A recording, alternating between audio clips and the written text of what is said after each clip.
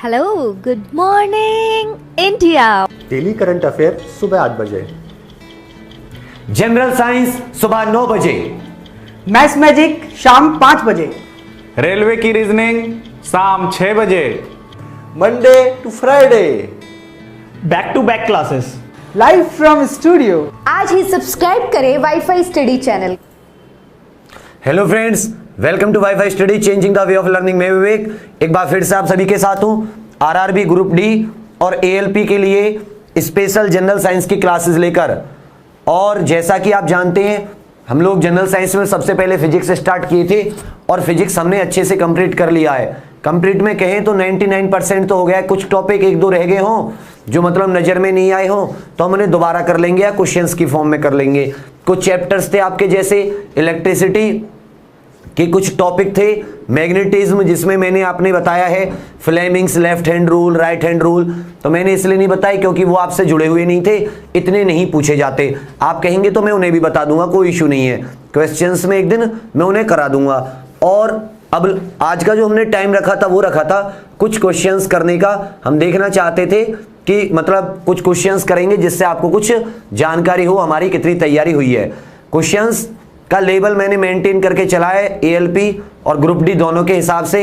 हालांकि अगर आप टेक्निकल ग्रुप डी की बात करोगे तो थोड़ा सा टफ तो आता है उसमें, और ग्रुप डी में जो आता है वो सिंपल सीधी सीधी चीजें आती हैं। रेनबो किससे बनता है, या तारे किससे टिमटिमाते हैं, आंख की अगर कोई हमारी आंख की बीमारियां जो होती हैं, डिफेक्ट जो होते हैं, प्रेस बायोपिया, मायोपिया, हाइपरमेट्रोपिया, ये सारे के सारे।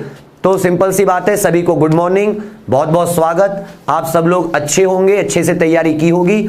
एक चीज जो सबसे ज्यादा निकल कर आ रही है, सबसे बेस्ट जो एक चीज निकल के आ रही है वो ये चीज है बच्चे कि आप लोगों का कहना है कि सर हम जो चैप्टर नेक्स्ट कर रहे हैं ना, हम उसका पिछला वाला भूल जा रहे हैं। हमने आगे वाला चैप्टर किया और हम पिछला वाला भूल जा रहे हैं। तो उसके लिए मैं आपसे सिर्फ एक कहूंगा बच्चा कि आप रिवीजन कीजिए। आप क्या कीजिए, रिवीजन। मेरी बात समझना थोड़ा सा, ये जो बातें हैं ना ये बहुत इंपॉर्टेंट है। पढ़ाई के साथ इन चीजों को आपको जानना चाहिए। क्यों? उसका सबसे बड़ा कारण क्या है? रिवीजन क्यों इंपॉर्टेंट है आपके लिए? वो रिवीजन इसलिए इंपॉर्टेंट है क्योंकि अगर आप रिवाइज करोगे, देखो आपने पहली बार पढ़ा तो मान लो हमें 2 घंटे लगे उस चैप्टर को करने में, मान लो आई ह्यूमन आई को हमें 2 घंटे लगे।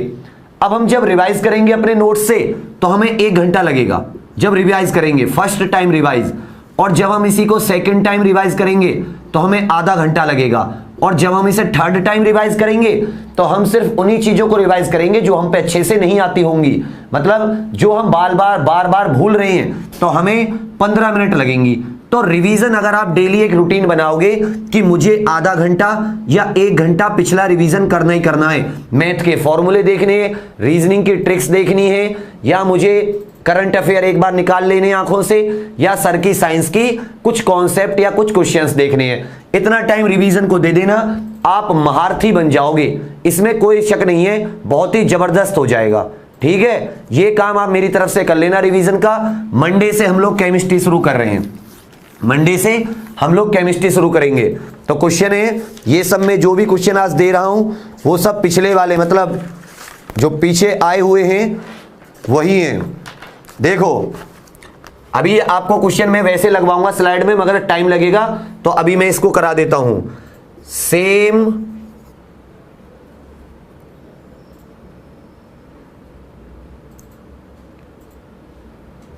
डायमेंशंस, सेम डायमेंशन पेयर, समान विमा युग्म है। ए वर्क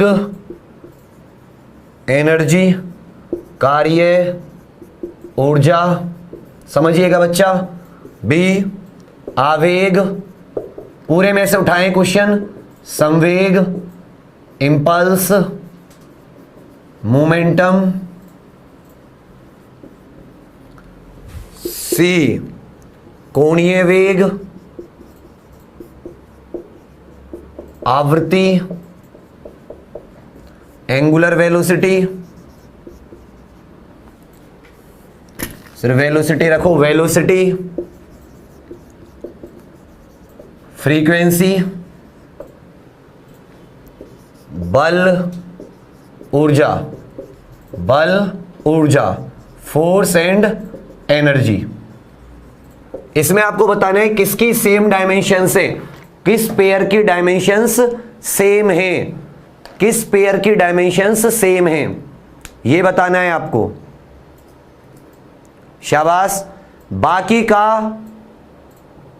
की आप सबकी लिखकर दिखाओ, इसकी, इसकी, इसकी, इसकी, इसकी, इसकी, इन सब की मुझे डायमेंशंस बताओ जल्दी जल्दी, फटाफट। बिल्कुल सही, सही जवाब एकदम, किसी का भी गलत नहीं है अभी तक। देखो कितनी अच्छी बात है, even a single person is not giving the wrong answer, all of you are giving correct answers. Very good, बहुत अच्छे। वर्क और एनर्जी, बच्चा कार्य और ऊर्जा की जो डायमेंशंस होती हैं वो क्या होती हैं, सेम होती हैं, कार्य और ऊर्जा, ठीक है। जबकि आवेग और संवेग की अलग होती हैं, बल और ऊर्जा की अलग होती हैं, और इधर वेलोसिटी और फ्रीक्वेंसी की भी अलग होती हैं। तो किसकी सेम होती है, वर्क। अब वर्क की क्या होती है, देखो अब सिंपल सा मैं क्या कहता हूं आपसे, एक को याद करो, बहुत आसानी से निकाल ले जाओगे। एक को याद कर लो, आसानी से निकाल ले जाओगे। कैसे निकाल ले जाओगे, वर्क जानते हैं, वर्क क्या होता है, फोर्स बल बराबर विस्थापन, बल गुणा विस्थापन, फोर्स इंटू डिस्प्लेसमेंट। फोर्स की क्या होती है, M L T minus two, force की क्या होती है, M L T minus two. विस्थापन माने डिस्टेंस मतलब लेंथ, इसकी क्या हो जाएगा, एल, सबको जोड़ोगे तो क्या हो जाएगा, m1 l2 t minus two. तो वर्क की क्या हो जाएगी, m1 l2 t minus to.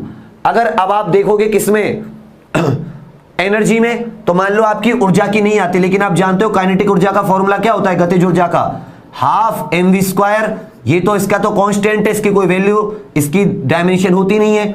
Half mass into वेग का स्क्वायर होता है ना, द्रव्यमान गुणा वेग का स्क्वायर, वर्ग। तो मास का क्या हो जाएगा, m, भाई मास द्रव्यमान को m से दिखाओगे, और ये वेलोसिटी है, वेलोसिटी का क्या होता था, नहीं बनेगी ना बात, एल टी का स्क्वायर। भाई वेलोसिटी क्या होती थी, मीटर पर सेकंड, मीटर को एल से और टाइम को सेकंड से, टाइम को किससे, टी से, तो एल टी और स्क्वायर है तो स्क्वायर कर दो बाहर, एम एल स्क्वायर दोनों पे आ जाएगा, M L two T two, L बटे टी, टी माइनस वन है ना ये, तो ये क्या हो जाएगा, M L two T minus two, upon में है ना एल अपॉन टी, ऊपर जाएगा तो क्या हो जाएगा, टी की पावर माइनस वन। तो क्या आ जाएगा दोनों का, m1 l2 t minus two. तो वर्क और एनर्जी की सेम होती है, इंपल्स की क्या होती है, force into second, m l t minus two, और एक और सेकंड है इसमें, सेकंड टी की पावर वन, तो ये दोनों कट जाएंगे, क्या हो जाएगा, M L T minus one. इसी तरह मोमेंटम का क्या हो जाएगा, मास इंटू वेलोसिटी, मास कितना होता है m से, वेलोसिटी कितनी होती है, एल टी माइनस वन। आराम से वेलोसिटी का क्या हो जाएगा, L T minus one, metre per upon time, metre per second, तो मीटर को किससे दिखाते हैं, लेंथ, और समय को किससे दिखाते हैं, टाइम से। ये समझ में आ रही है ना आपको, तुक्के तो नहीं लग रहे यहां पे। और फ्रीक्वेंसी क्या होती है, 1 upon time, 1 upon time period होता है ना, तो टी की पावर माइनस वन, सिर्फ क्या हो जाएगा, फ्रीक्वेंसी। बल की आपको पता ही है, बल की क्या हो जाएगी, M L T minus two, और एनर्जी की अभी हमने निकाली है, m1 l2 t minus to. हो गया ना क्लियर।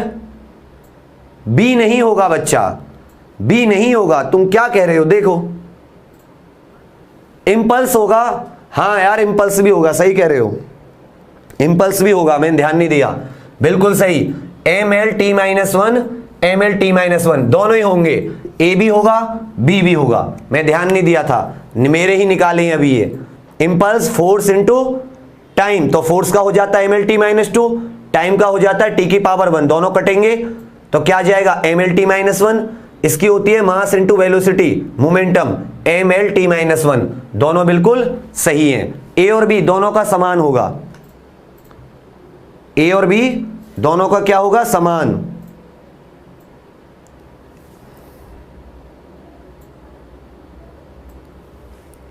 ठीक है, चलिए दोनों का एक जैसा होगा। वो क्वेश्चन और कुछ था, मैंने कुछ और देख लिया, कोई बात नहीं, समझ में तो आया ना कैसे निकालना है। सर लग गए क्वेश्चन, एक तो लगा दीजिए, क्वेश्चन नंबर 1 लगाइए सर, क्वेश्चन नंबर 1। हाँ बच्चा दोनों में है,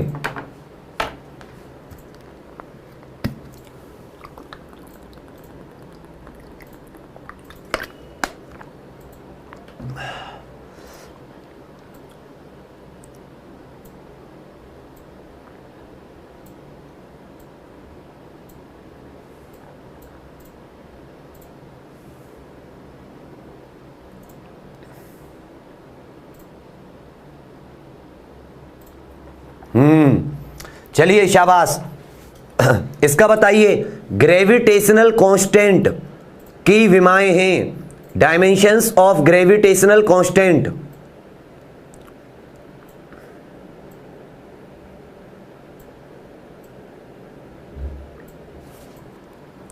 डायमेंशंस ऑफ ग्रेविटेशनल कांस्टेंट।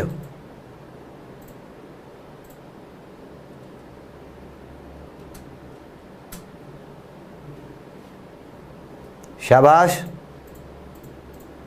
अब देखो ग्रेविटेशनल कांस्टेंट निकालने के लिए क्या करोगे आप, फॉर्मूला होता था ना F equal to G(m1 m2 upon r का स्क्वायर, कि मतलब कोई चीज कितना ग्रेविटेशनल, एक दूसरे पे कितना ग्रेविटेशनल फोर्स लगाएंगी।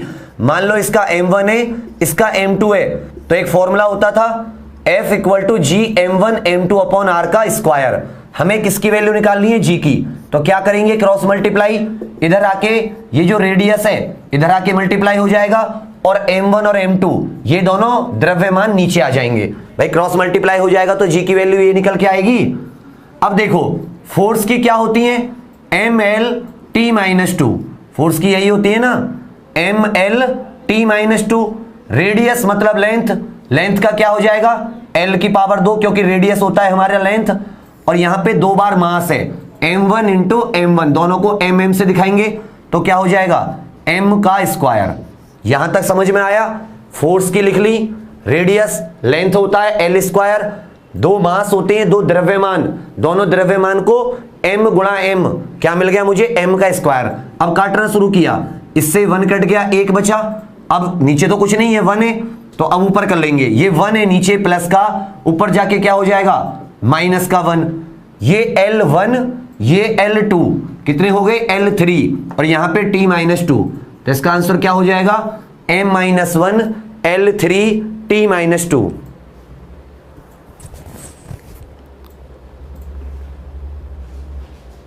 सही है, m-1 L3 t-2, मतलब answer number B, answer number B. देखो जब भी आपसे कोई चीज पूछे तो इसमें ग्रेविटेशनल कांस्टेंट का कहीं नहीं लिखा हुआ था, लेकिन आप दिमाग लगाओगे कि जो दो चीजें होती हैं दोनों के बीच में अगर कोई डिस्टेंस r है तो उनके बीच में कितना ग्रेविटेशनल फोर्स लगेगा, वो न्यूटन ने ये फॉर्मूला दिया था F/1, मतलब F equal to G(m1 m2 upon r का स्क्वायर। हमें इसको क्या बोला गया था 6.67 इंटू 10 की पावर -11, जिसकी वैल्यू थी तो न्यूटन मीटर स्क्वायर पर किलोग्राम स्क्वायर। तो उन्होंने क्या कहा था कि ये ग्रेविटेशनल कांस्टेंट है, तो हमने इसकी विमाएं निकालने के लिए क्या किया, पहले इसकी वैल्यू निकाली फिर इसका answer. Sir next question, clear है नहीं, बिल्कुल शाबाश, बहुत अच्छे, वेल डन। हाँ 6.67 इंटू 10 की पावर -11 इसकी वैल्यू होती है, कभी इसकी ऐसा यूनिट भी पूछ लेता है तो न्यूटन मीटर स्क्वायर पर किलोग्राम स्क्वायर, ये क्या हो जाती है इसकी ऐसा यूनिट। शाबाश।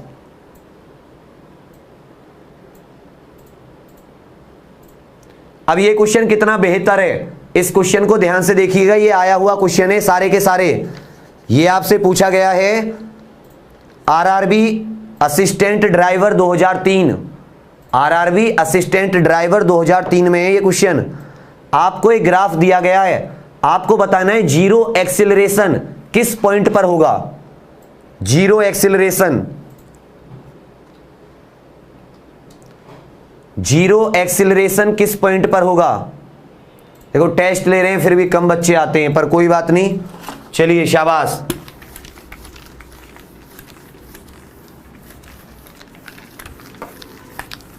आज आपको पता है 13 अप्रैल है, आज ही के दिन 13 अप्रैल 1919 को जलियांवाला बाग हत्याकांड हुआ था, जिसमें जनरल डायर ने हजारों बच्चे, बूढ़े, जवान, महिलाओं को गोली चलवाकर बैसाखी के दिन हत्या कर दी थी।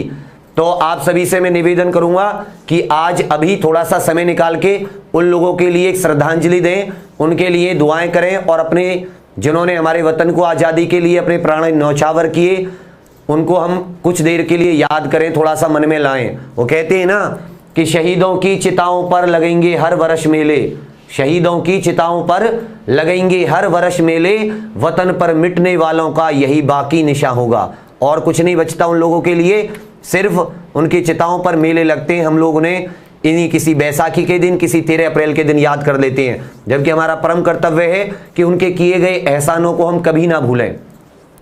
शाबाश। अब देखो इसका आंसर कैसे रहेगा, जीरो एक्सिलरेशन। तो देखो ये वेग है, ये टाइम है, यहां पे वेलोसिटी है, यहां पे टाइम है। अब एक बार बताओ, जब आप एक्सिलरेशन करोगे तो गाड़ी कहां होगी? जब आप उसको एक्सिलरेटर दोगे तो गाड़ी ऊपर की तरफ जाएगी। अब आपने एक्सिलरेटर देना बिल्कुल बंद कर दिया, तो क्या कर दिया, मतलब एक्सिलरेटर जीरो, तो क्या होगा, ये बिल्कुल कांस्टेंट हो जाएगा। और फिर आप उसको क्या कर रहे हो, जब एक्सेलरेशन जीरो होगा तो वेलोसिटी क्या होगी, यूनिफॉर्म होगी नहीं होगी, वो बढ़ेगी नहीं, जितनी थी उतनी रह जाएगी। यहां पे वेलोसिटी बढ़ रही है, 1 सेकंड पे मान लो 10 है, 2 सेकंड बाद बढ़ के कितनी हो गई है 20, 3 सेकंड बाद बढ़ के कितनी हो गई 30, तभी तो ये ग्राफ आया, तभी ये ग्राफ आया नहीं आया। लेकिन अब क्या हुआ, आपने एक्सेलरेशन दे दिए, देना कर दिया बंद। जब एक्सेलरेशन देना बंद किया तो क्या मिला आपको कि यहां पे ये जीरो रह गया। जैसे यहां पे 30 थी तो 3 सेकंड के हुए, 10 सेकंड बाद भी कितनी रही, 30 ही रही। अब यहां से कम होनी शुरू हुई, तो ये डी एक्सेलरेशन है जिसमें कम हो रहा है रिटार्डेशन। तो ये इतना हिस्सा जो है, तो इसका हिस्सा क्या है, A B C D, A B C D. तो ये जो बीसी वाला पोर्शन है इसमें जीरो एक्सेलरेशन है। थोड़ा सा दिमाग लगाते, दिमाग के क्वेश्चन है तभी कहता हूं। तो आंसर क्या हो जाएगा, बी। इसका आंसर क्या हो जाएगा, बी। शाबाश। अरे आप लोग नए नए आ रहे हैं बाबू, मैंने कितनी बार बताई है, बायोलॉजी में बाद में कराऊंगा, मैं मंडे से केमिस्ट्री कराऊंगा। फिजिक्स जैसे कंप्लीट कर लिया, इतना डाउट कर रहे हो तुम लोग। अरे एक बार बताओ यार, 40 लेक्चर में हमने फिजिक्स कंप्लीट कर लिया, आप क्या चाहते हो जल्दी जल्दी करा दूं? बाबू मैं करा दूंगा, केमिस्ट्री कराऊंगा मंडे से 10 से 15 लेक्चर में, उसके बाद में बायो कराऊंगा अच्छे से। तुम लोग बस पढ़ो बेफिक्र होके, सिलेबस में कंप्लीट करा दूंगा, छोटे लेवल से लेके हाई लेवल तक की भी तैयारी करा दूंगा। ये हाई लेवल क्वेश्चन है जिसमें थोड़ा सा दिमाग लगाएगा। नेक्स्ट क्वेश्चन, आपने कौन सा लगा दिया सर? अच्छा अच्छा, चलिए अगला क्वेश्चन कहता है, इनको आप नंबरिंग पे मत जाना, इनकी पे आप अपने दिमाग में लगाते चलना कितने क्वेश्चन है।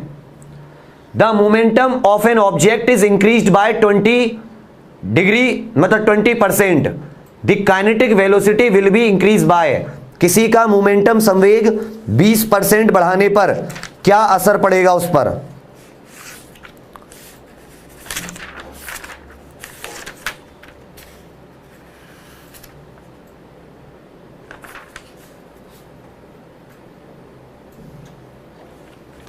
शाबाश, बहुत अच्छे। कितनी प्रतिशत की वृद्धि होगी, मतलब आपसे कहा गया है किसी का मोमेंटम 20% इंक्रीज कर दिया तो काइनेटिक एनर्जी पे क्या असर पड़ेगा। अब मेरी बात सुनो, काइनेटिक एनर्जी गतिज ऊर्जा और संवेग में क्या वो रहता है, संवेग में और गतिज ऊर्जा में एक फॉर्मूला होता है, kinetic energy equal to P square बटे 2m। और यहां पे p का मतलब क्या है, मोमेंटम या संवेग। p का मतलब क्या है, मोमेंटम या संवेग। तो कहने का मतलब है kinetic energy p square momentum बटे 2m, m माने द्रव्यमान। अब आपसे क्या कहा गया है, मान लो पहले P1 जो था वो P था, क्लियर है।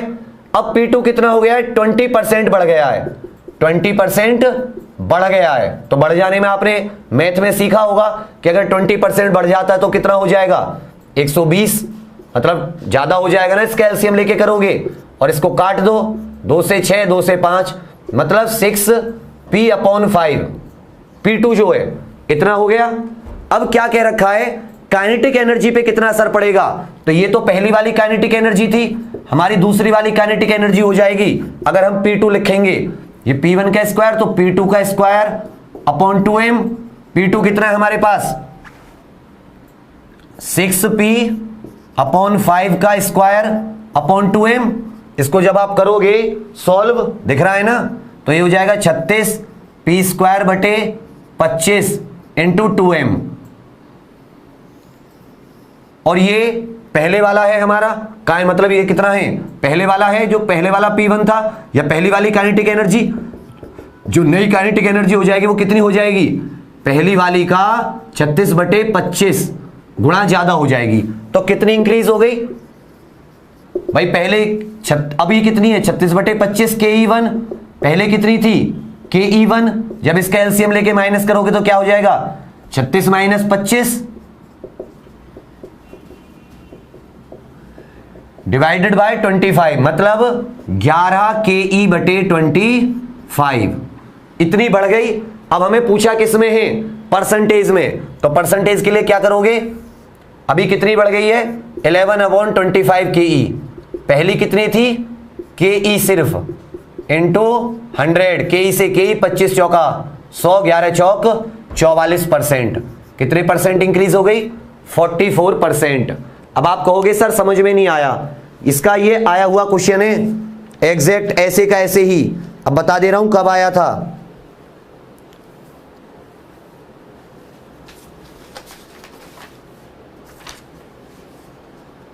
आरआरबी चंडीगढ़ 2004, आरआरबी चंडीगढ़ 2004, फिर से समझ लो। इसमें क्या कहा गया, जैसे ऐसे नहीं होता था कि भाई अभी आपकी तनख्वाह 100 रुपए है, 20% बढ़ के कितनी हो गई 120, इसी तरह कह रखा था कि अगर किसी का मोमेंटम 20% बढ़ जाए तो उसकी काइनेटिक एनर्जी कितनी परसेंट बढ़ेगी। तो हमने क्या किया, हमने जाना कि यार काइनेटिक एनर्जी और मोमेंटम में एक फॉर्मूला होता है कि काइनेटिक एनर्जी बराबर मोमेंटम का स्क्वायर, संवेग का स्क्वायर बटे 2 गुणा द्रव्यमान। अब हमने देखा ठीक है, पहला मोमेंटम हमारा P है, हमने P की वैल्यू रखी और हमने सॉल्व कर दिया। अब हमारा सेकंड मोमेंटम जो है, दूसरा संवेग जो है, संवेग होता था ना मास इनटू वेलोसिटी, ये 20% बढ़ गया, हमने 20% बढ़ा दिया, पहले P था अब 20% और बढ़ गया, फॉर्मूला लगाया मतलब एलसीएम लिया, कितना बढ़ गया 6P/5, हमारा नया मोमेंटम कितना है 6P/5। तो हमने नई काइनेटिक एनर्जी निकाल दी फॉर्मूले में रख के कि जो हमारा नया मोमेंटम है उसका स्क्वायर मास तो उतना है, तो 6 का स्क्वायर 36, 5 का स्क्वायर किया 25, तो ये हमारा कितना आ गया 36/25 KE1, मतलब पहले के से 36/25 ज्यादा। कितनी ज्यादा हमने निकाल लिया, पहली वाली माइनस कर दी तो कितनी ज्यादा आ गई हमारे पास 11 KE/25। हमने देखा बढ़ कितनी गई है 11/25, पहले कितनी थी KE थी 1 थी और होके कितनी हो गई है 100% के लिए 11 चौक 44, 44%। आसान है, ऐसे ही आएंगे, वैल्यू चेंज हो सकती है। चंडीगढ़ में आया हुआ है आरआरबी में। नेक्स्ट क्वेश्चन,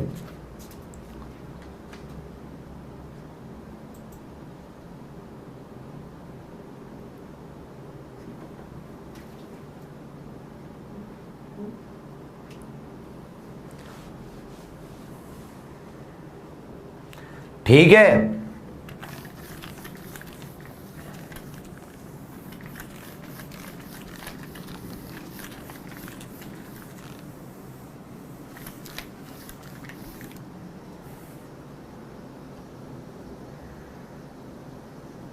जो तुम ट्रिक लगा रहे हो 20 + 20 उससे भी कर सकते हो, आपकी इच्छा है।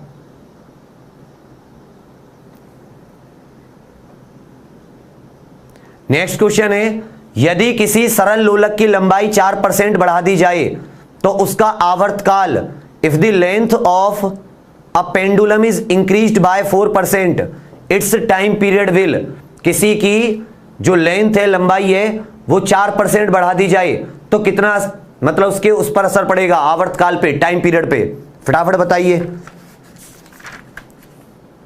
4% बढ़ाने पर कितना पड़ेगा, ये आरआरबी बेंगलोर में आया है, आरआरबी बेंगलोर का क्वेश्चन है।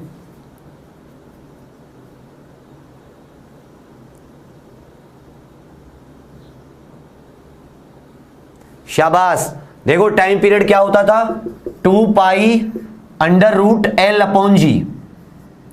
अब लंबाई कितनी बढ़ गई है, टाइम पीरियड मतलब डायरेक्टली प्रोपोर्शनल लंबाई के, लंबाई कितनी बढ़ गई 4% प्लस 4%, 4% का अंडर रूट करो तो टाइम पीरियड पे कितना आएगा 2%, क्योंकि ये अंडर रूट में है ना, आप देख रहे हो ना साथियों, यहां पर ये अंडर रूट वर्गमूल है, तो अगर 4% बढ़ी है तो 4 का वर्गमूल निकाल लो, कितना बढ़ जाएगा? आवर्तकाल 2%।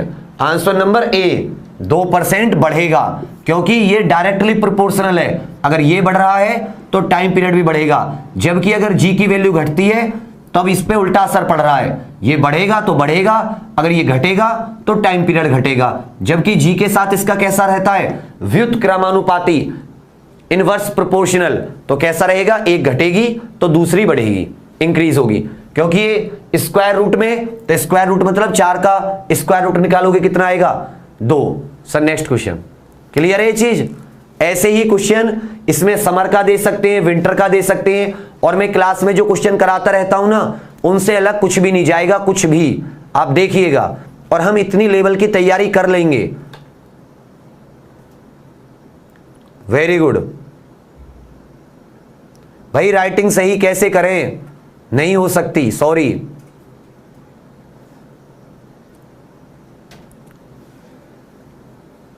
भाई मैं शताब्दी नहीं बन सकता, मेरी अपनी स्पीड है, मैं उसी से चलूंगा। आप बस काम कीजिए, आगे आपकी इच्छा है, जैसा आप पढ़ना चाहें। हाँ शॉर्ट ट्रिक बताऊं बेटा, मत करना। ये शॉर्ट ट्रिक ही तो, डायरेक्ट तो बताया, अंडर रूट तो करोगे करोगे, मत करना, छोड़ देना। नेक्स्ट,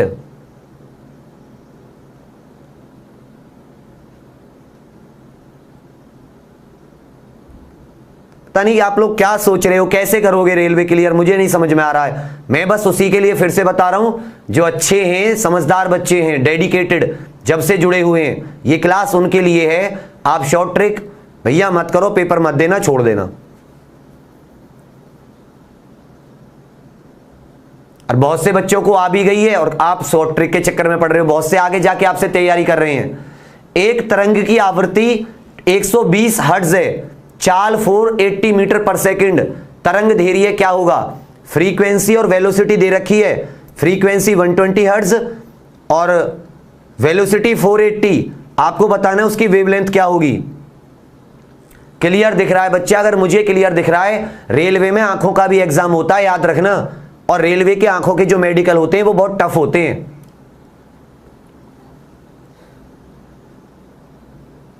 बहुत अच्छे। देखो इसका एक फॉर्मूला होता है, सिंपल सिंपल फॉर्मूला होता है। जल्दी जल्दी में क्या फायदा है यार, सब कुछ अच्छे से करो। कि वेग बराबर तरंग धैर्य, ये मैंने लिखवाया है आपको फॉर्मूला, गुणा आवृत्ति, ये फॉर्मूला लिखवाया है ना, कि वेलोसिटी बराबर फ्रीक्वेंसी इंटू वेवलेंथ। अब देखो हमसे क्या पूछी है? तरंग धैर्य, तो ये मल्टीप्लाई में है, गुणा में इधर आके क्या हो जाएगा? डिवाइड में। तो वेग बटे आवृत्ति, वेग बटे आवृत्ति, क्योंकि ये मल्टीप्लाई में है, हमें ये निकालना है। फ्रीक्वेंसी मल्टीप्लाई में धरा के क्या हो जाएगी? डिवाइड में। फ्रीक्वेंसी, ये वेग कितना दे रखा है? 480 मीटर पर सेकंड, फ्रीक्वेंसी कितनी है? 120 हर्ट्ज। हमें क्या निकालना है? तरंग धैर्य, वेवलेंथ। 12 चौक 48, कितना आ जाएगा? 4 मीटर। कितना आ जाएगा? 4 मीटर। आंसर क्या हो जाएगा? बी। बिल्कुल क्लियर है। वेग और तरंग धैर्य और आवृत्ति में एक फॉर्मूला होता है, वेग तरंग धैर्य और आवृत्ति में एक फॉर्मूला होता है, वेग इक्वल टू तरंग धैर्य इंटू आवृत्ति, velocity equal to frequency into wavelength. अब अगर जो आपको निकालना है वो उधर मल्टीप्लाई में तो धरा के क्या हो जाएगा? डिवाइड। आसानी से निकाल दो, सबकी वैल्यू दे रखी है, तो इसका क्या हो जाएगा? बी वाला। Next question sir. ये भी आया हुआ है आरआरबी में, भी बता रहा हूं कब।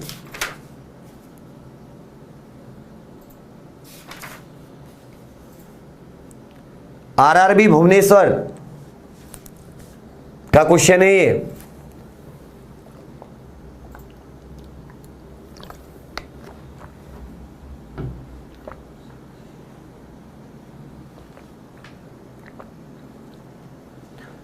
एक कह रहा है इंग्लिश लैंग्वेज क्वेश्चन 2। भैया तेरी तो आपकी आंखों को क्या हो गया है? इस उम्र में आपको कौन सा कैटरैक्ट हो गया कि आपको दिखाई नहीं दे रहा? The question is in both language, English and Hindi. 15 ग्राम पानी को 60 कैलोरी ऊष्मा देने पर उसका ताप बढ़ेगा।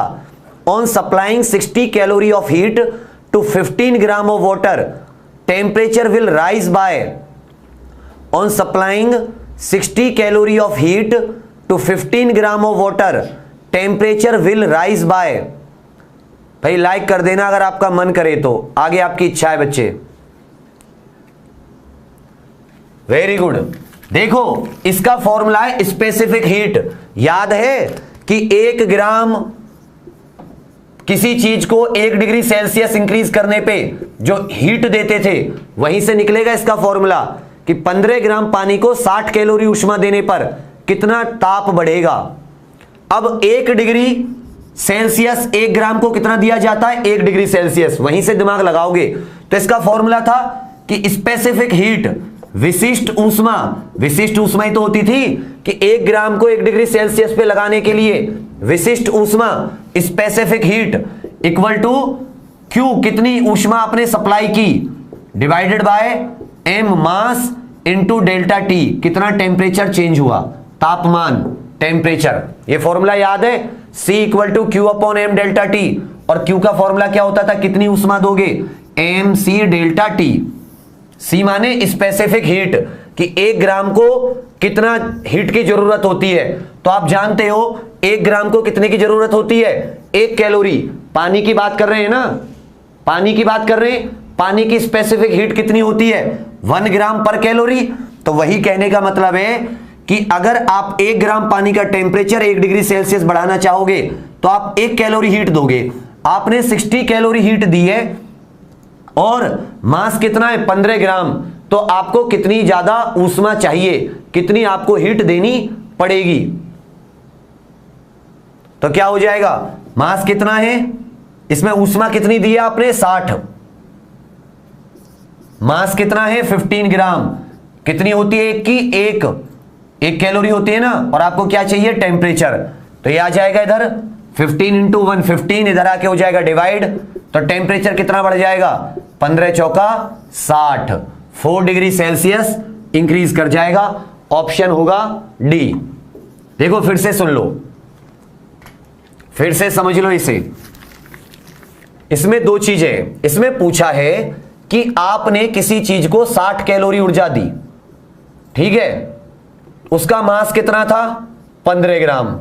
आपसे कह रखा है टेम्परेचर कितना बढ़ेगा। तो आप जानते हो कि जो पानी है, पानी की बात की जा रही है, वाटर की जो स्पेसिफिक हीट होती है वो 1 ग्राम पर कैलोरी करके होती है, 1 कैलोरी पर ग्राम पर डिग्री सेल्सियस के लिए होती है, नहीं होती है। तो उन्होंने क्या कहा, इसमें एक फॉर्मूला होता है Q equal to M C delta T या C equal to Q upon M into delta T. तो Q की वैल्यू कितनी हो गई हमारी 60, M की कितनी होगी 15, C की कितनी है पानी के लिए 1, किसी और चीज के लिए ज्यादा हो सकती है, कम हो सकती है, और टेम्परेचर सबको निकाला, 15 इधर आ गया डिवाइड हो गया, तो 15 चौका 60, कितना बैठ गया 4 डिग्री सेल्सियस, कितना बढ़ गया ये 4 degree Celsius. Next question sir, book मैंने 4-5 बताई हैं, फिर से सुन लो, ल्यूसेंट, अरिहंत, किरण, यूनिक, स्पीडी या विद्या या दिशा, 6 किताब बता दी है, कोई सी ले लो, इनके एमसीक्यू जितने हो सकें। क्लियर है ना क्वेश्चन, शाबाश। नेक्स्ट,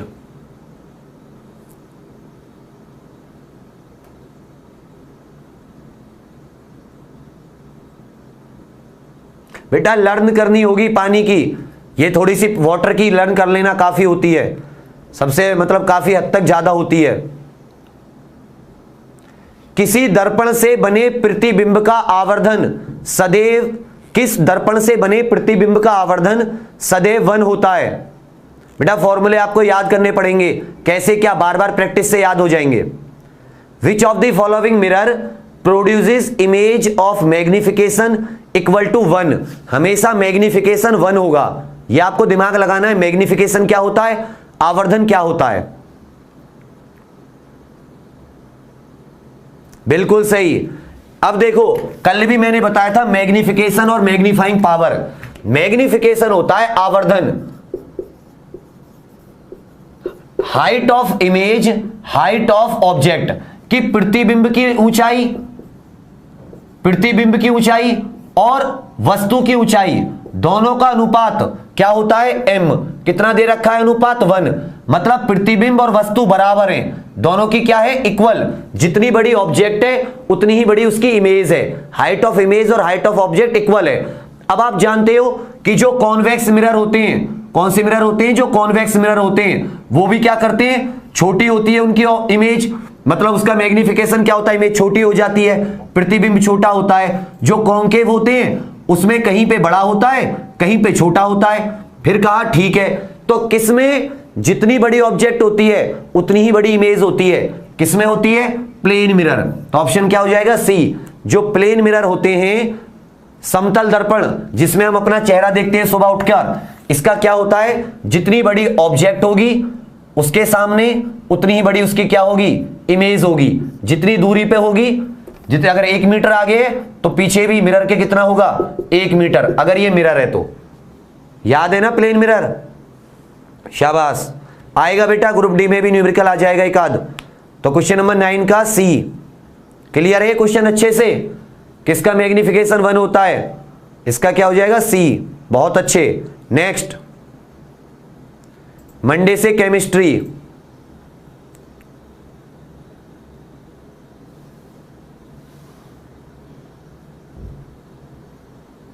समझ में आ रहा है ना आपको, जो बताओ, जो लोग सीरियस इनके लिए मैं क्लास लेता हूं, समझ में आ रहा है उन लोगों को, नहीं आ रहा, क्वेश्चन समझ में आ रहे हैं ना। ये भी आया हुआ क्वेश्चन है बच्चे, ये भी आया हुआ क्वेश्चन है।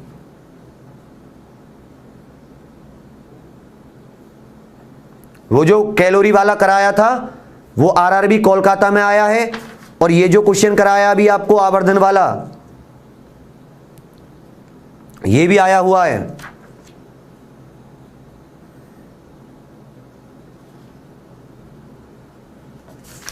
बहुत अच्छे। The power of a concave lens in absolute terms is 5D। किसी की पावर, कॉन्केव लेंस की पावर दे रखी है, आपको उसकी फोकल लेंथ बतानी है। बहुत अच्छे, उसकी फोकल लेंथ बतानी है। किसी की पावर दे रखी है, उसकी फोकल लेंथ बतानी है आपको।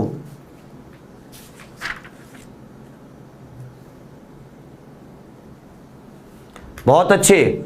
लेंस है तो डायरेक्ट समझ में आ जाएगा, पावर और लेंस में एक फॉर्मूला होता है, power equal to 1/, focal length.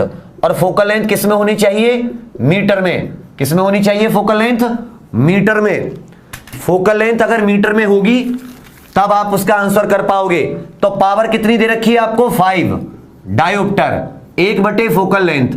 क्या करो, इसको क्रॉस मल्टीप्लाई कर लो, तो F इक्वल टू 1/, क्या हो जाएगा, 5।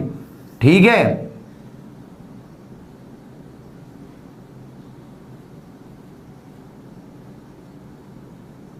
वन अपॉन 5 मीटर, क्योंकि मीटर में होगा ना, फोकल लेंथ मीटर में होगी जब डायोप्टर से निकालेंगे। इसको सेंटर में बदल दो, सेंटीमीटर में क्या हो जाएगा, 5 से कट के 20 सेंटीमीटर। अब क्वेश्चन आता है कि माइनस होगी या प्लस होगी, क्योंकि मैंने पावर को आपको ना तो माइनस बोला ना मैंने आपको प्लस बोला, मैंने सिर्फ कह दिया कि एब्सोल्यूट टर्म्स। और एब्सोल्यूट का मतलब क्या है कि वो कैसी रहेगी, जो भी अगर माइनस है प्लस है तो बाहर आके क्या हो जाएगा, विदाउट साइन। तो इसीलिए मैंने पावर आपको बिना साइन के दी। अब जैसे हमारे पास यहां पे फोकल लेंथ आ गई, ये मीटर में आई थी, हमने इसको सेंटीमीटर में बदल दिया, कितनी हो गई, 20 सेंटीमीटर। तो अब क्वेश्चन आता है कि माइनस होगा प्लस, तो आप जानते हो ये क्या होता है हमारा, कॉन्केव लेंस। कॉन्केव लेंस का काम क्या होता है, लाइट को पीछे कर देता है। मतलब जब हम इसको जोड़ते हैं तो हमें इमेज कैसी मिलती है, वर्चुअल एंड इरेक्ट। मतलब इसकी जो इमेज होती है वो लेफ्ट हैंड पे होती है, जिस तरफ से लाइट आ रही होती है। याद रखना, कॉन्केव लेंस की जो फोकल लेंथ होती है वो हमेशा माइनस होती है, ये हमें याद रखना होता है। और जो कॉन्वेक्स होता है, जैसी हमारी आंख वाला, वो लाइट को इकट्ठा करता है दूसरी तरफ, इस तरफ के जितने डिस्टेंस होते हैं वो क्या होते हैं, पॉजिटिव। तो कॉन्वेक्स की होती है पॉजिटिव और कॉन्केव की होती है नेगेटिव। तो इसकी फोकल लेंथ कितनी हो जाएगी, -20 सेंटीमीटर। तो आंसर कौन सा हो जाएगा आपका, ए। समझ में आया है नहीं क्वेश्चन। विदाउट साइन, एब्सोल्यूट मतलब बिना माइनस प्लस के। ये भी आया हुआ क्वेश्चन है, ये आया था आरआरबी इलाहाबाद, आरआरबी इलाहाबाद का क्वेश्चन है।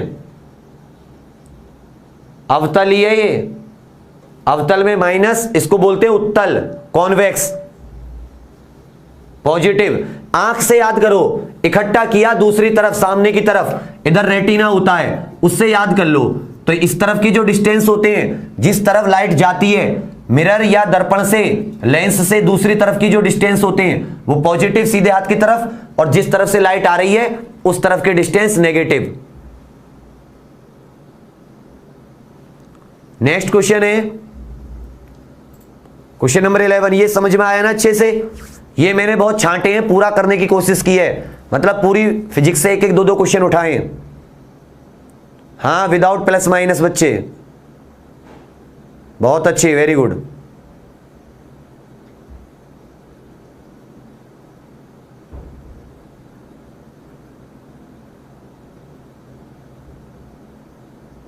फॉर्मूला की टेबल बेटा थोड़े छोटे काम खुद करो बाबू, जितने फॉर्मूले बताएं हर एक चैप्टर में, अब जब तक आप खुद नहीं करोगे प्रॉब्लम आएगी। मैं आपको फॉर्मूला की टेबल बनवा भी दूंगा ना, आप उसे देख के याद नहीं कर पाओगे। आप हर एक चैप्टर में से फॉर्मूले उठाओ और उन्हें एक पेज पे लिख के अपनी किसी दीवार पे, कॉपी के पेज पर चिपका लो। जब आप क्वेश्चन करने बैठोगे तो देखना धीरे धीरे आपको सब याद हो जाएंगे। आप समझते नहीं हो। अभी आपके सामने सीडीएस का रिजल्ट आया है, आपके सामने आज कल एफकेट का रिजल्ट आया है। आप क्या समझते हो उन बच्चों को सबको मैं ही सब कुछ करा देता हूं? नहीं कराता हूं मैं कुछ भी। मैं उन्हें सिर्फ भरोसा देता हूं कि तुम लोग कर सकते हो। मैं उनके साथ खड़ा रहता हूं, रात में दिन में, छोटी छोटी क्लास चला के।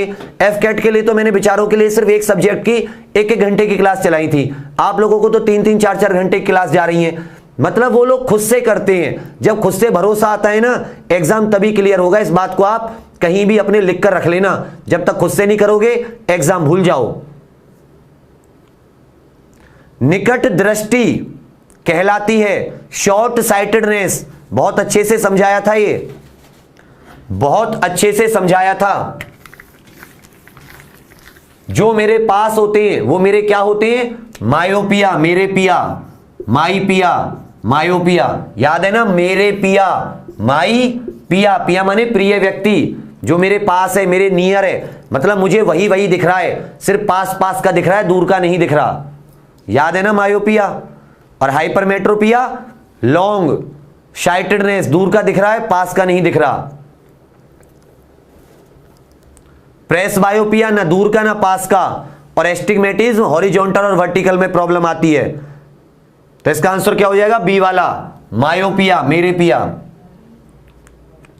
बहुत अच्छे, शाबाश। और इसके बारे में पढ़ लेना, लेंस कब कमजोर होता है, कब ज्यादा होता है, क्या कारण होता है, इसका कारण क्या होता है। फोकल लेंथ क्या हो जाती है? कम हो जाती है। और कम होने का कारण क्या है? लेंस चौड़ा। उस तरीके से समझ जाना सारी चीजों को। ज्यादा चौड़ा होगा तो ज्यादा डाइवर्ट करेगा, मतलब ज्यादा इकट्ठा करेगा, फोकल लेंथ कम होती चली जाएगी, पहले बन जाएगी इमेज, इन सारी चीजों को। चलिए देन क्वेश्चन नंबर नेक्स्ट।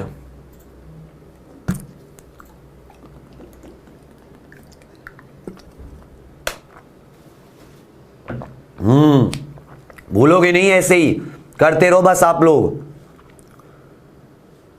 आज स्माइल नहीं आ रही यार, पहले आते उल्टे सीधे वो पड़ जाते हैं। एक तो कल से थोड़ी सी दिमाग में टेंशन थी बहुत ज़्यादा, एक उल्टा सीधा बोल दिया था टीचर महाराज जी ने। और थोड़ी अभी आके कोई कह रहा है बोरिंग क्लास है, कोई कह रहा है कुछ। अरे तुम्हारे लिए तो क्लास है ही नहीं बेवकूफ़ो। ये तो उनके लिए जिसका एक ही लक्ष्य है कि इस बार मुझे जॉब लेनी है, अपने घर वालों को कुछ करके दिखाना है, अपनी लाइफ में सेटल होना है। एकलव्यों के लिए है ये जॉब, दुर्योधन के लिए और दुशासन के लिए नहीं है। ये एकलव्य जो है उसके लिए है ये क्लास, सिर्फ एकलव्य के लिए। शाबाश। Magnifying power of a simple microscope, कितना वो मतलब अल्फा बीटा बताए थे ना कल, कि जो इमेज होती है वो आंख पे जो कोण बनाती है, आंख पे जो इमेज कोण बनाएगी उसका angle made by image divided by angle by object, angle by object जो आंख पे बनता है उसका जो होता है वो क्या होती है, मैग्नीफाइंग पावर। तो जो टेलीस्कोप, इसकी माइक्रोस्कोप होती है, उसके लिए कल लिखवाया था 1 प्लस डी अपॉन एफ। इसमें एक कॉन्वेक्स लेंस यूज होता है, डी क्या है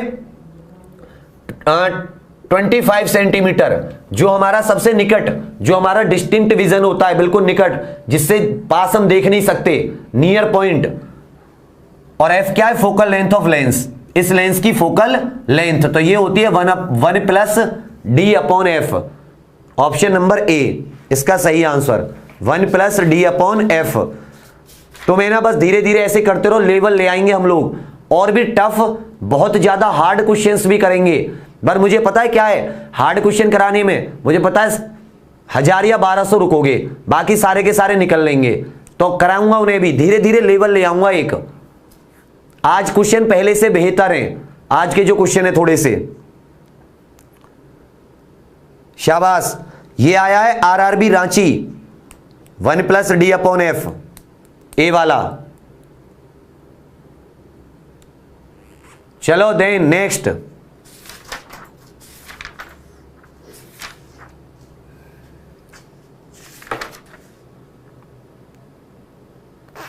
वो कहते हैं ना कि मंजिल ना मिले, नहीं क्या कहते थे यार, भूल गया, रुको आएगा।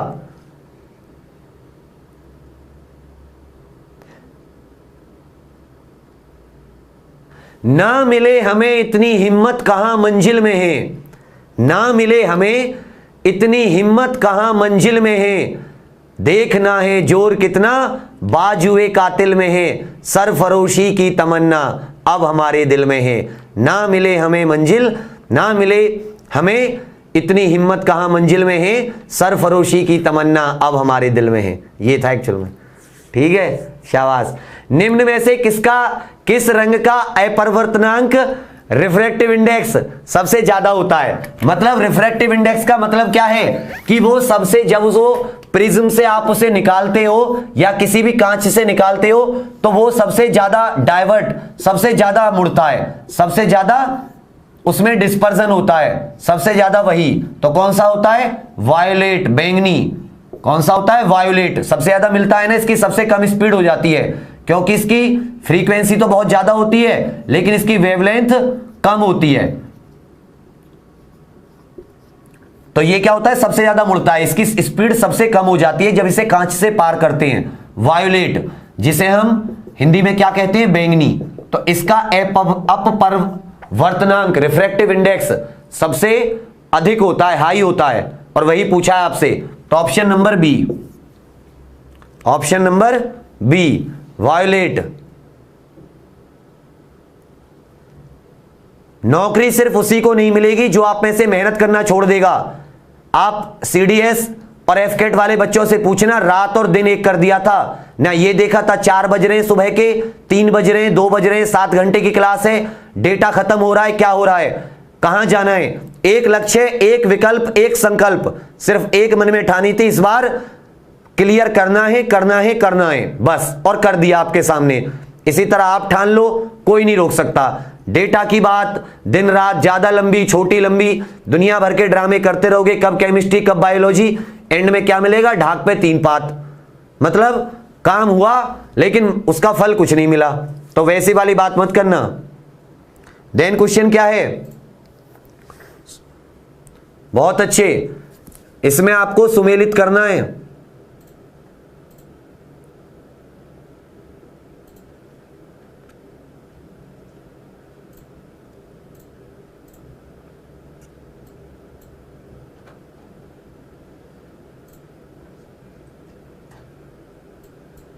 बहुत अच्छे।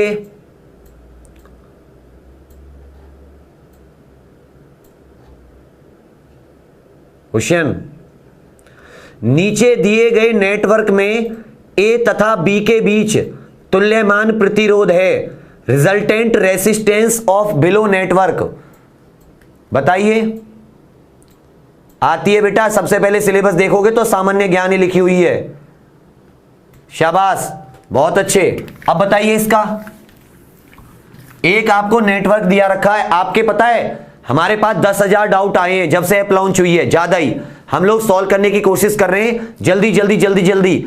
और इसके ऊपर रेसिस्टेंस के ऊपर तो ऐसे ऐसे बच्चे बना के भेज रहे हैं, अपनी मर्जी से ही कहीं ना कहीं रेसिस्टेंस लगा दिया है। अरे भैया मैं वो ना हूं, क्या बोला करें उसे, एम्पियर या वोल्टा जिसने सेल बनाया था। हमें भी रेसिस्टेंस आराम से, अब तुम उल्टे सीधे रेसिस्टेंस का नेटवर्क बना के भेजोगे, प्रॉब्लम आती है।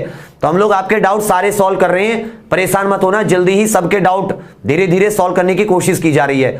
10,000 डाउट का मतलब समझते हो, 6 महीने लगेंगे सॉल्व करने बैठे हैं तो इकलौता आदमी। देखो ये दोनों देखो ध्यान से,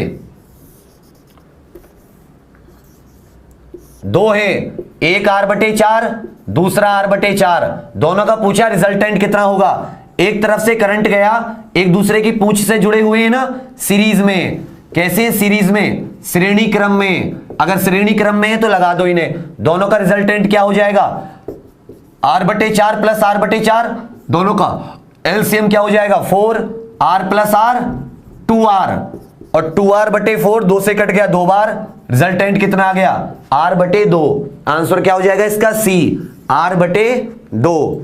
बहुत अच्छे, R/2। ये भी अहमदाबाद वगैरह में आया है शायद कभी।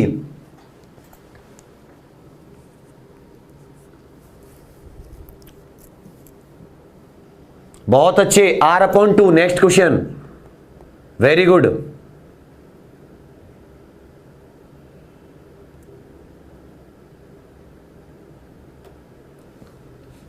बहुत बढ़िया, समझ में आ रहा है ना चीजें, ये तुम्हें बहुत फायदा देने वाली है आने वाले समय में, परेशान मत होना। वर्किंग ऑफ फ्यूज, फ्यूज होता है ना फ्यूज, उसकी जो काम है वो किस सिद्धांत पर कार्य करती है। Working of fuse is based on, fuse का सिद्धांत है, फटाफट से बताइए फ्यूज का सिद्धांत क्या है।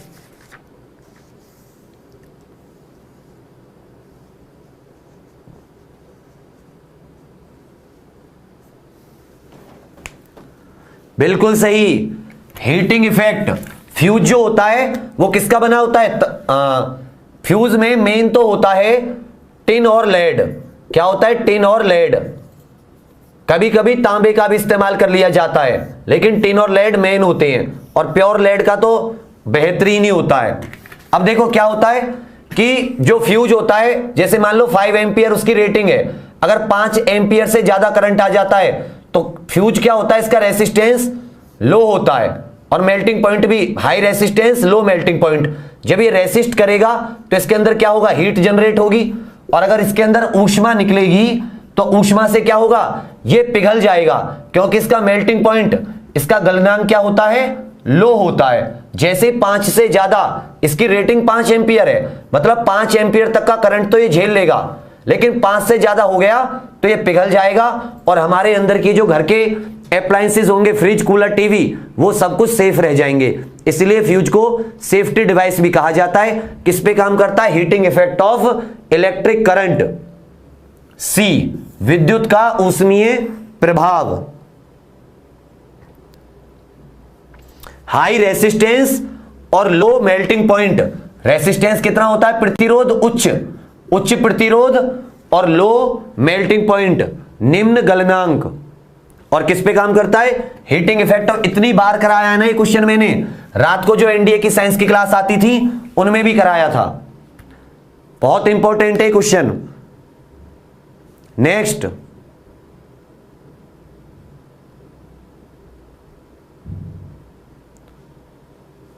इसका मैंने लिखवाया है आपको चलते चलते। किस युक्ति द्वारा आवेश अपने चुंबकीय क्षेत्र में समाहित किया जाता है, dash stores electrical energy in its magnetic field. वो अपने मैग्नेटिक फील्ड में इलेक्ट्रिसिटी को स्टोर करता है। रेसिस्टर, इंडक्टर, कैपेसिटर कोई नहीं, मैग्नेटिक फील्ड की बात की जा रही है। आंसर देने से पहले सोच लेना, ये मैंने लिखवाया है। इसका आंसर होगा बी, इंडक्टर। प्रेरक कॉइल, प्रेरक कॉइल क्या होती है, मान लो एक बल्ब है, यहां पे क्या लगा दिया आपने, बल्ब लगा दिया, और यहां पे एक इंडक्टर लगा दिया, यहां पे क्या लगा दिया, एक इंडक्टर, और इसको जोड़ दिया बैटरी से। जब इसके अंदर से करंट फ्लो होगा ना, इंडक्टर भी अपने अंदर से करंट को फ्लो होने से रोकता है। तो ये क्या करेगा, जैसे इसके अंदर करंट फ्लो होगा, एक कॉइल होती है, कॉइल सी होती है एक किसी चीज के ऊपर, तो इसका मैग्नेटिक फील्ड जनरेट होगा,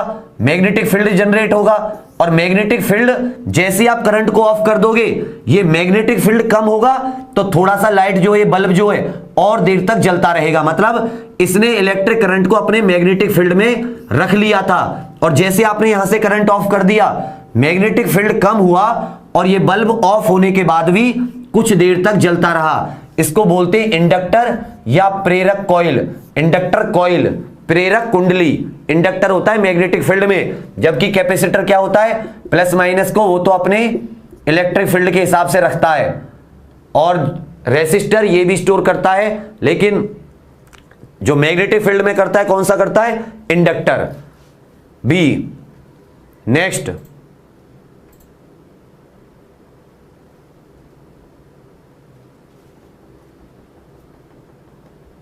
शाबाश।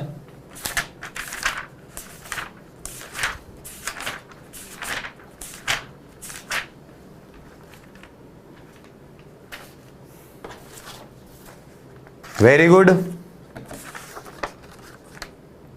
बस 3-4 क्वेश्चन और हैं, आपको जाना है तो आप जा सकते हैं। किसी को 3-4 क्वेश्चन है, इन्हें करा के ही करूंगा। कराने तो ज्यादा थे पर और भी कराएंगे, कोई दिक्कत नहीं है। मैग्नेटिक फील्ड कैन डिफ्लेक्ट, ये बहुत अच्छा क्वेश्चन है। मैग्नेटिक फील्ड इनमें से किसको डिफ्लेक्ट कर सकता है, पढ़ाया है मैंने आपको न्यूक्लियर वाले चैप्टर में भी, न्यूक्लियर फिजिक्स वाले में, अल्फा बीटा गामा, याद है? बिल्कुल सही। किसको कर सकता है, बहुत अच्छे बच्चा, अल्फा को भी कर सकता है, क्योंकि अल्फा कैसे होते हैं, पॉजिटिव। बीटा को भी कर सकता है, क्योंकि कैसे होते हैं, नेगेटिव। जो मैग्नेटिक फील्ड होता है, ये चार्ज होते हैं, इनको अब चार्ज क्या होते हैं, अट्रैक्ट और क्या करते हैं, अट्रैक्ट और एक दूसरे को रिपल। तो मैग्नेटिक फील्ड क्या होता है, वो अल्फा को भी कर सकता है, बीटा को भी कर सकता है। ऑप्शन नंबर सी, दोनों को कर सकता है। गामा को नहीं कर सकता, क्योंकि गामा किरणों पे कोई चार्ज नहीं होते, नो चार्ज। चार्ज पार्टिकल्स, क्योंकि ये चार्ज पार्टिकल है, ये मूव करेंगे, इनके साथ इलेक्ट्रिक फील्ड होगा, इलेक्ट्रिक फील्ड होगा तो साथ साथ क्या होगा, मैग्नेटिक फील्ड। और अगर एक मैग्नेट के पास दूसरी मैग्नेट लेकर आओगे तो वो क्या करेगी, डिफ्लेक्ट करेगी, या तो अट्रैक्ट या उसे रिपल। क्योंकि जो चार्ज होते हैं उनके साथ विद्युत क्षेत्र, इलेक्ट्रिक फील्ड, और विद्युत के साथ हमेशा क्या होता है, मैग्नेटिज्म। और मैग्नेट या तो अट्रैक्ट करेगी या एक दूसरे को डिफ्लेक्ट, मतलब दूर भेजेगी, रिपल करेगी, दोनों ही केस में डिफ्लेक्शन। तो ऑप्शन नंबर सी। कल की बात देखते हैं बच्चे, ये कितना अच्छा क्वेश्चन है, दिमाग लगा के कल का बताता हूं अभी, क्योंकि देख रहे हो ना तुम, आवाज बिल्कुल एकदम बैठ चुकी है। एक दिन का थोड़ा सा 2 दिन नहीं बोलता हूं तो थोड़ा सा सही हो जाते, कोशिश करूंगा, बताऊंगा।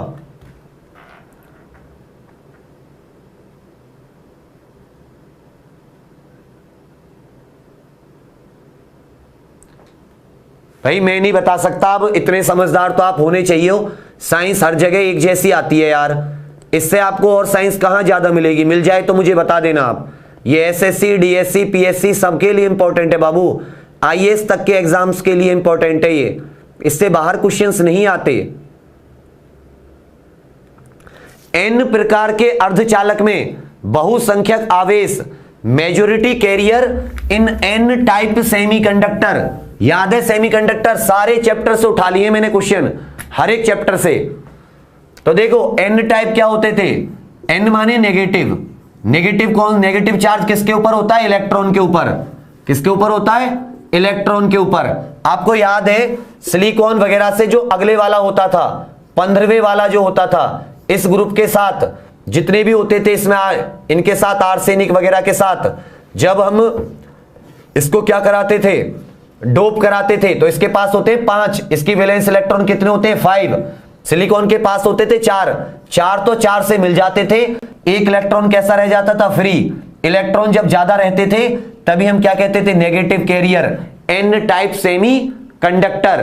तो इसमें क्या होते हैं, मेजॉरिटी कैरियर, इलेक्ट्रॉन्स। आंसर क्या हो जाएगा इसका, सी। होल्स किस में होते हैं, दूसरे वाले में। जब हम बोरोन या एल्यूमिनियम वगैरह 13th ग्रुप से कराते थे इसका, तो इनके पास क्या होते हैं 3, सिलिकॉन के पास 4, तो सिलिकॉन 1 डोनेट कर देती थी, डोनर बन जाती थी।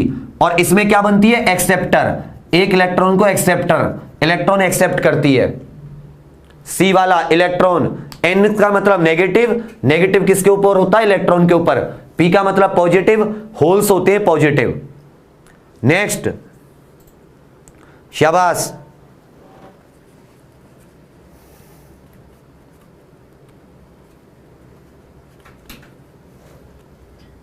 ग्रुप 15,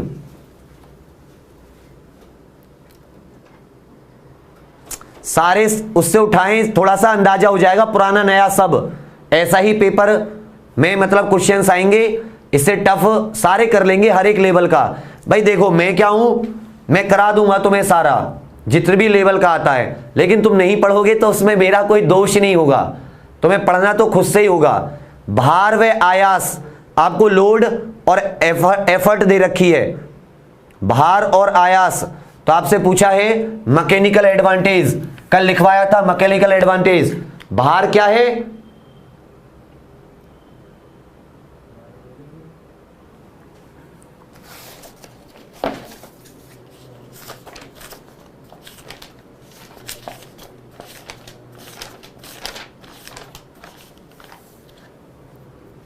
इसमें भार क्या दे रखा है W और आयास क्या दे रखा है P। मैकेनिकल एडवांटेज का फॉर्मूला होता है यांत्रिक लाभ का, कल लिखवाया था मैंने।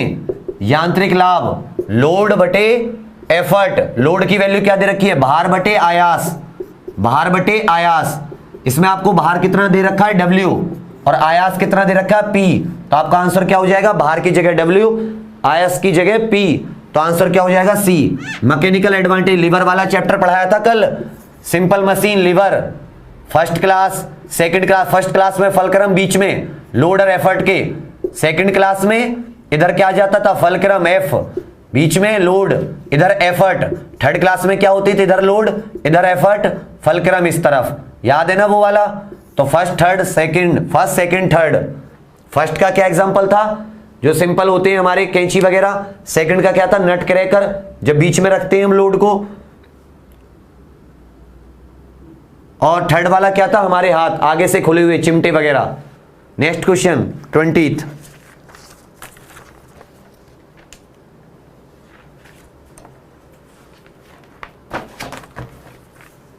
नेक्स्ट क्वेश्चन,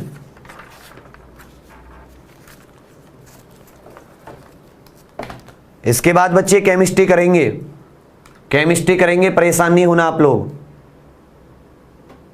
जीके की क्लास भी होगी बच्चा मंडे से, अब हम लोग कर लेंगे, मंडे से अब हम लोग ज्यादा लेट नहीं करेंगे, मंडे से स्टार्ट कर देंगे। लेकिन जैसे मैं करूंगा कराऊंगा, करना ऐसा होगा, उसमें आप टंगड़ी नहीं अड़ाओगे, ये कराओ वैसे कराओ, कोशिश देखना आप लोगों को फायदा भी होगा, ऐसा नहीं है फायदा नहीं होगा। किस जगह जी का मान सबसे अधिक होगा, आंसर बताओ इसका। Value of G will be maximum. अब जिसको थोड़ा सा समझदारी होगी वो इसका आंसर बिल्कुल सही करेगा, जबकि समझाया मैंने सब कुछ है, जी को मैंने इससे ऐसे समझाया है लेके जुपिटर से न जाने कहां कहां।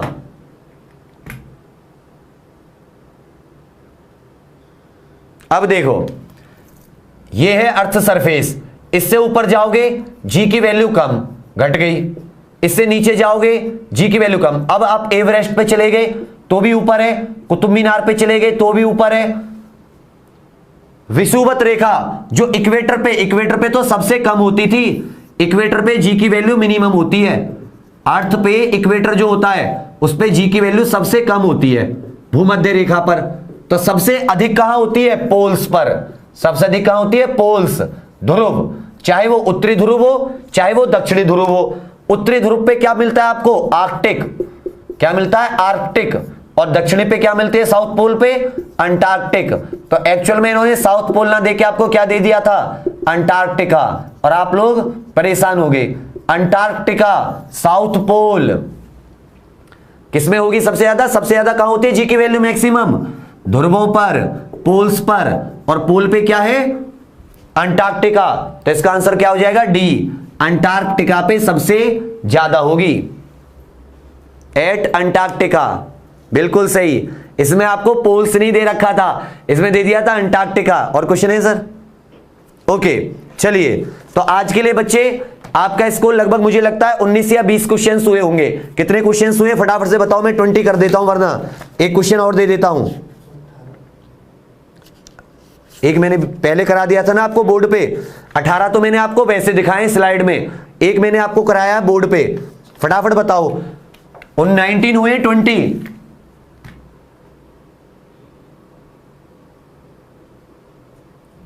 Very good. कंफ्यूज नहीं होना, सोचना। देखो ये होता है हमारे साथ जब हम एग्जाम देते हैं, हमारा मन कुछ और होता है, दिल दिमाग कुछ और कह रहा होता है। ठंडी सांस लेके सोचना चाहिए, अंटार्कटिका कहां पे होगा? बोला यार अच्छा इधर है नीचे की तरफ पोल्स पे, तुरंत दिमाग में आ जाएगा। 19 एक और कर लो। क्वेश्चन नंबर 20, एक कार और एक साइकिल, एक कार और साइकिल सेम वेलोसिटी से ट्रेवल कर रहे हैं, समान वेग से। कार और साइकिल का समान वेग है, किसका मोमेंटम अधिक होगा? किसका मोमेंटम अधिक होगा? कार और साइकिल समान वेग से ट्रेवल कर रहे हैं, किसका संवेग या मोमेंटम अधिक होगा? संवेग अधिक, मोमेंटम मोर मोमेंटम किसका होगा? ये क्वेश्चन नंबर 20 डाल दो। ए कार का, बी साइकिल का, सी दोनों का सेम, और डी दोनों में से एक भी नहीं। क्वेश्चन क्या कह रखा है? कार साइकिल दोनों सेम वेलोसिटी से ट्रेवल कर रही हैं, तो किसका मोमेंटम ज्यादा होगा? मोमेंटम क्या होता है? Mass into velocity. मोमेंटम क्या होता है? Mass into velocity. अगर v दोनों का सेम है तो इनमें से कार का और साइकिल में किसका मास ज्यादा होगा? किसका द्रव्यमान ज्यादा होगा? तो बाबू एक बात बताओ, सिंपल सी अगर कॉमन सेंस देखें तो कार का वजन ज्यादा होना चाहिए, जिसका वजन ज्यादा उसी का मोमेंटम संवेग भी उसी का ज्यादा, जिसका द्रव्यमान ज्यादा। तो द्रव्यमान किसका ज्यादा है यहां पर? कार का। तो इसका आंसर भी क्या हो जाएगा? मोमेंटम किसका होगा? कार का। ये क्वेश्चन आता है। अब कार और साइकिल दोनों पे आपने सेम फोर्स दिया, दोनों पे समान फोर्स से इनको रोकना चाहा, तो कौन ज्यादा दूरी तय करेगी? जिसका मोमेंटम ज्यादा होगा। याद रखिएगा, एक कार और साइकिल सेम वेलोसिटी से जा रहे थे, आपने फोर्स लगा के इनको रोकना चाहा, तो कौन ज्यादा डिस्टेंस ट्रेवल करेगी? ये क्वेश्चन भी आ जाता है, कौन ज्यादा दूर तक जाएगी, ज्यादा डिस्टेंस ट्रेवल करेगी? तो इसका आंसर क्या हो जाएगा? जिसका मोमेंटम ज्यादा, कार। ब्रेक लगने पे वो ज्यादा दूर तक जाएगी। दूसरा क्वेश्चन एक और है, वो एक जैसे 3 बल्ब दे रखे हैं, 40 वॉट, 60 वॉट और 100 वॉट, दो तीनों सीरीज में लगे हुए हैं। सबसे ज्यादा तेज कौन सा जलेगा? सबसे ज्यादा तेज कौन सा जलेगा? तो ये निर्भर करता है रेसिस्टेंस पे। इसके क्वेश्चन कल करेंगे, कोशिश करेंगे अगर कल क्लास होती है, ठीक है? तुम लोग चाहोगे कब होगी? अगर आप लाइक करोगे, शेयर करोगे, देखो ये करते रहोगे तो मुझे मोटिवेशन मिलता रहेगा। क्लियर है बच्चा? लाइक शेयर करना आपका फर्ज बनता है, अच्छे क्वेश्चन कराना समझाना मेरा फर्ज है। हम दोनों अपना अपना काम करेंगे, अच्छे से चलेंगे। फिर से एक बार बता दे रहा हूं, जिसके क्वेश्चन मुझे सारे लोग कमेंट करके बताओगे। कमेंट नहीं करते हो आप लोग, कमेंट करोगे लाइव के बाद में, स्कोर बता दोगे, शेयर और लाइक जरूर कर देना साथियों। कल की कोशिश करूंगा रेस्पॉन्स देख के। दूसरी बात, हर एक लेवल का क्वेश्चन कर लेंगे, तुम लोग फिक्र मत करो। तुम लोग टेंशन में होते हो, ये कब होगा वो कब होगा, मैं टेंशन में आ जाता हूं। मैं सब कुछ कर लूंगा, मैं स्लो हूं थोड़ा सा, मुझे पता है, पर इतना भी नहीं हूं, क्योंकि यार मुझे आदत है सही से करने की, समझाने की, मैं उसे नहीं छोड़ सकता। तो आप लोग क्या करो, 40 हमने इतनी लेट भी नहीं की, 40 क्लास में फिजिक्स कंप्लीट की है, 8वीं 7वीं से लेके हर तरह की, एक बेसिक तो की है।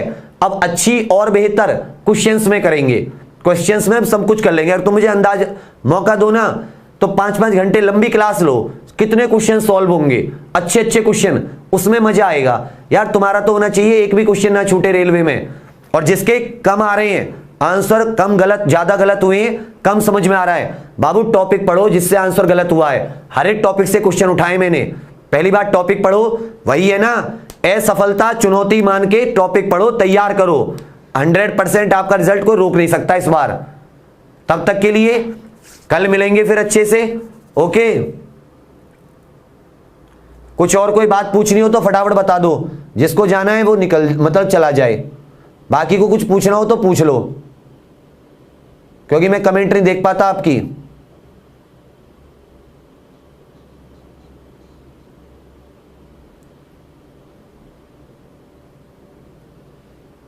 शाबाश, देखो बहुतों के 20/20, शाबाश, बहुत अच्छे बच्चे। 19, 20, बहुत अच्छे। UP police 7, 8, 9। हाँ, कल भी देखेंगे इंपॉर्टेंट क्वेश्चंस। ये सारे आज आरआरबी के हैं। और वो कर लेना, लाइक शेयर करना मत भूलना साथियों।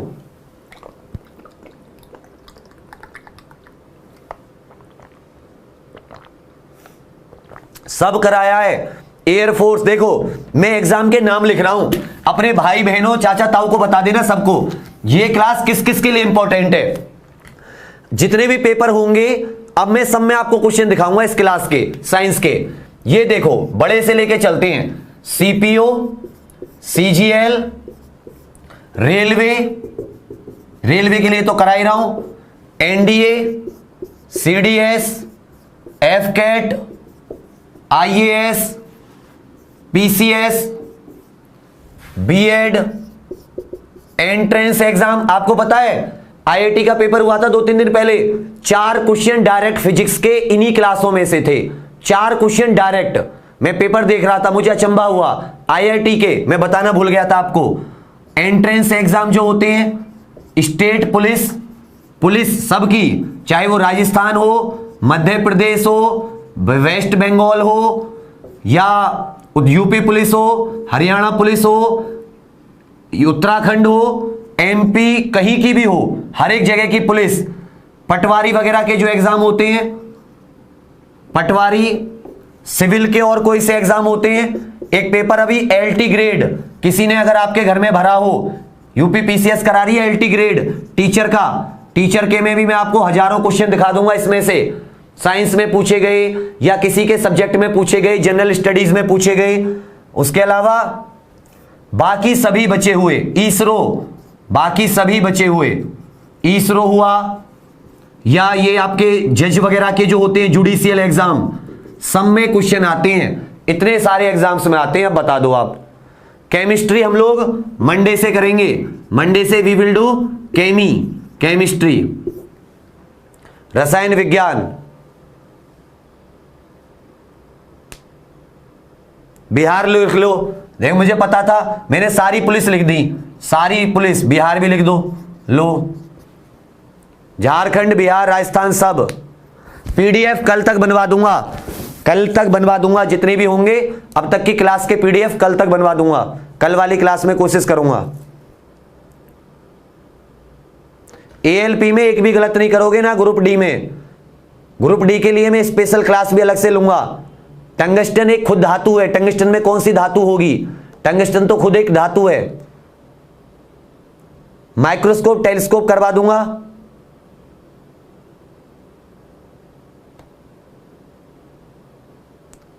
सेम टाइम होगा, हुई तो कल। चलिए मिलते हैं आर्मी में भी। हाँ, आर्मी भी लिख लो, आर्मी भी हो गया। पंजाब, हिमाचल, अरे सारे राज्य है। अब तो मुझे वो तीतर बनाओगे क्या? सब में आती है, जिसमें जनरल स्टडीज आती है महाराज। केमिस्ट्री बेसिक, मैटर क्या होता है, एटम क्या होता है, परमाणु क्या, इलेक्ट्रॉन क्या, प्रोटॉन, सब बेसिक। बेटा कैलोरी को जूल में बदलोगे तो 4.186 जूल आएगी। हमने कैलोरी में लिया था।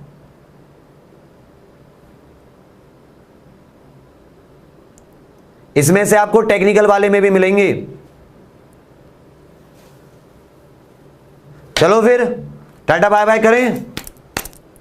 चलिए, जय हिंद, जय भारत, धन्यवाद।